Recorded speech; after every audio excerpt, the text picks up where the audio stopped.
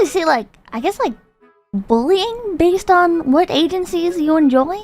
Yeah, I mean, there's a reason why it's called tribalism, right? Yeah. Speaking of which, how do you feel about tribalism? I mean, I absolutely hate it.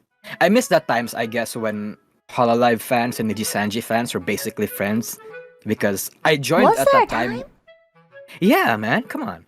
What? There was a time, in 2019, there was a time where they were actually friends when they were still smaller, right? Because they basically overlapped way in a bigger scale than they did right now. Because right now, as they expand, people's gonna choose who their side. Yeah. Yeah, I got more into Vtubers in early 2020, I think. So I don't know. Most of what I saw, I mean, there was always the collabs, Hachima and Hoshikawa collaborate a lot and stuff. But there were certain people that intermingled a bunch, I guess. But at the same time, I feel like people were still comparing, I guess. I don't know. Yeah, but it's I don't think comparing the two agencies can be considered tribalism, right? Because because something like that can't be avoided, right? Because they're basically in the same industry, they're doing their own things. Hololive was kind of still the underdog when I joined, and it was obviously the comparisons weren't exactly because they wanted to put each other down. It was just more at least the things that I found. The comparisons were more so to make a discussion, right? Right now, the way how people compare isn't really compare.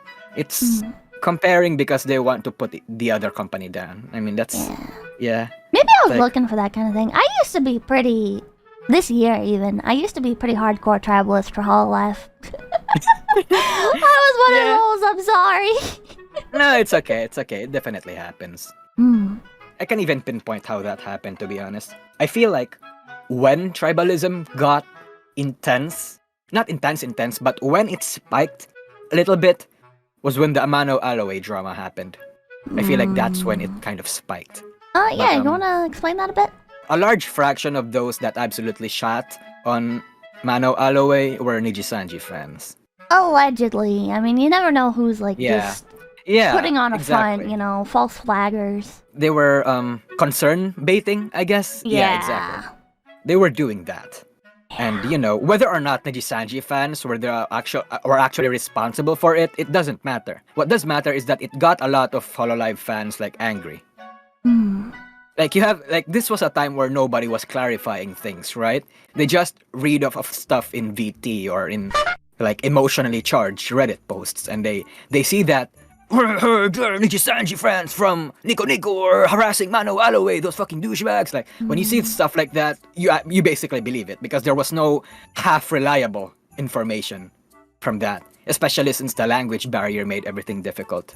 I think people were kind of looking for an enemy at that time as well, looking for another target. There was a lot of pent-up frustration and anger and emotion at that time because of the whole Coco debacle.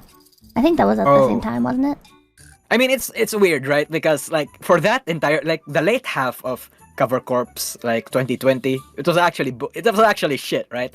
Because first the Mio drama copyright thing happened, the Holocaust happened, the Mel drama happened, and while that was happening, the the Mano Alloway drama happened.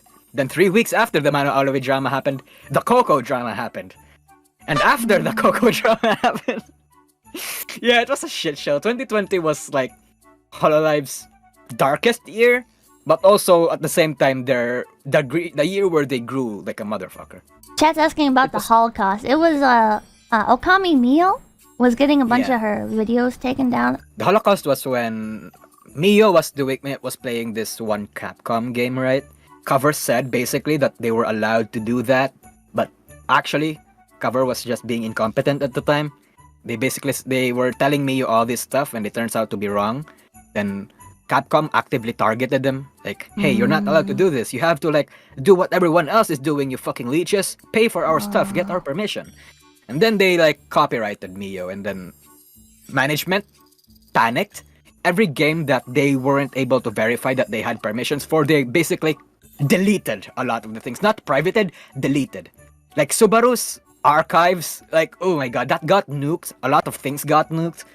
And it's it was a rough time. People genuinely thought that Hololive was gonna die right there. But Capcom and Cover's actually been doing. They have a pretty decent relationship right now. God.